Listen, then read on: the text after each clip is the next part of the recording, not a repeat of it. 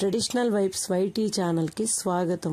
ఈరోజు మేమందరం శంకరాచార్య ఇప్పుడున్నటువంటి విజయేంద్ర సరస్వతి వారి గ్రామం స్వగ్రహం నందు తండలం అనే గ్రామం వేద పాఠశాల నందు మేమందరూ సౌందర్యలహరి పారాయణం చేయడానికి వచ్చామండి. నిన్న వెళ్ళి చాలా చక్కగా జరిగింది. అక్కడ హోమము, వేద మంత్రోచ్చారణలతో హోమము, ఆయన జయంతి జరుగుతోందండి. 10 రోజులు జరుగుతుంది జయంతోత్సవాలు.